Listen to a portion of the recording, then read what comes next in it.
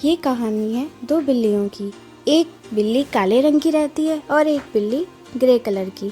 जो काली बिल्ली होती है वो बेंच पर सो रही है और ग्रे बिल्ली वहाँ बैठी है, उसका इंतज़ार कर रही है। तभी उसे भूख लग जाती है तो वो खाने की तलाश में जाती है। तभी उसे एक रोटी गिरी हुई मिलती है। वो उसे लेकर काली बिल्ली के पास जाती है और कहती है, यह देखो, आज मुझे एक रोटी मिली है, अब मैं इसे खाऊंगी।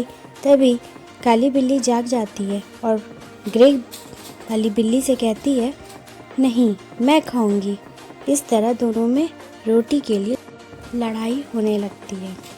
तभी दूर बैठा एक चालाक बंदर ये सब देख रहा था। फिर वो उन दोनों बिल्लियों के पास आता है और पूछता है, क्या हुआ, तुम दोनों लड़ क्यों रही हो? तभी काली बिल्ली उसे बताती है कि ग्रे बिल्ली एक रोटी कहीं से लाई और वह बिना मुझे दिए पूरी रोटी खाने जा रही है। तब बंदर कहता है, रुको, मेरे पास एक आइडिया है। मैं इस रोटी को दो बराबर टुकड़ों में बांट देता हूँ, फिर आधी रोटी तुम खा लेना, आधी रोटी तुम खा लेना। तब वो दोनों तैयार हो जाती हैं।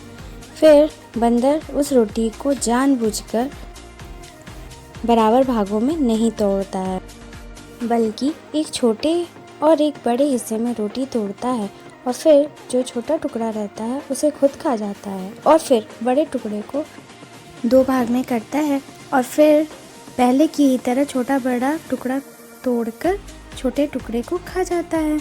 ऐसे करते करते उसकी पूरी रोटी ही खत्म हो जाती है। देखकर दोनों बिल्लियों को बहुत गुस्सा आता है और वो दोनों बिल्ली बंदर को पकड़ने जाती हैं। तभी वह बंदर वहाँ से झट से कूद एक ऊंची मीनार पर बैठ जाता है और बिल्लियाँ देखती रह जाती हैं। इससे हमें यह सीख मिलती है, जब दो लोग आपस में लड़ते हैं तो तीसरा व्यक्ति उसका फ़ायदा उठा लेता है।